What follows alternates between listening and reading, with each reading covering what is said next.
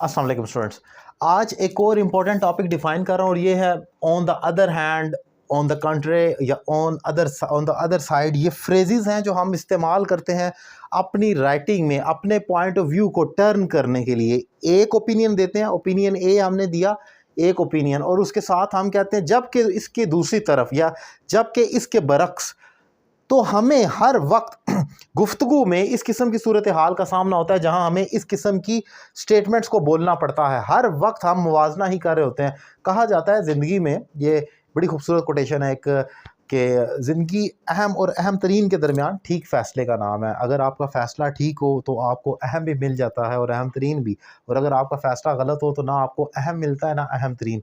यही point of view है, यही सिनेरियो है इस कंजंक्शन का। आप समझ लें कि अहम और अहम तरीन के दरमियान फ़र्क करना है आपने सिचुएशन को, और उसके बीच में इस कंजंक्शन को पुट कर देना on the other hand, on the country या ऑन द अदर साइड कहते हुए। अब कैसे, ज़रा एग्जांपल देख लें। एक, she doesn't like her job, वो अपनी जॉब को पसंद नहीं करती। ठीक है, समझ आ गई हमें ये बात।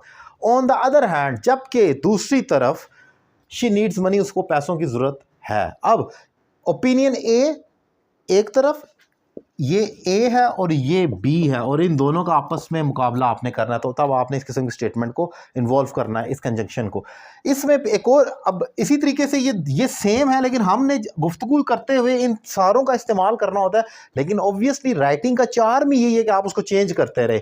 जब आप लिखें, जब मैं स्टूडेंट्स को ऐसे लिखवाता हूँ तो उनमें यही चीज़ देखता हूँ, रिपीट तो नहीं कर रहे बार बार वर्ड, तो उनकी रिपीटिशन को रोकना। तो आपने इसको चेंज, अगली दफ़ा she doesn't like her job, और उसके बाद मैं ये कहता हूँ ऑन द अदर साइड, दूसरी तरफ she needs money, on the other side she needs money.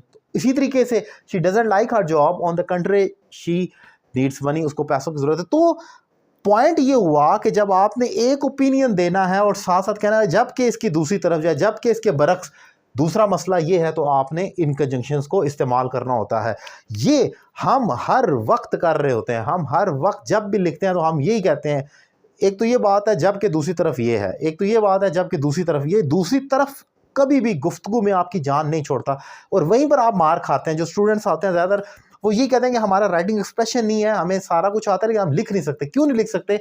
इस किस्म के फ्रेजेस लैक करते हैं, नहीं आते, इनकी डेफिशिएंसी होती है आपकी राइटिंग में, आप ये नहीं जानते। तो इनको ऐड करना है। बेसिकली आपको जो मार पड़ी होती है वो इन फ्रेजेस की वजह से होती है, आपको ये नहीं आ रहे होते। तो करना क्या है, इनको याद करना है और अपनी राइटिंग में अप्लाई करना है।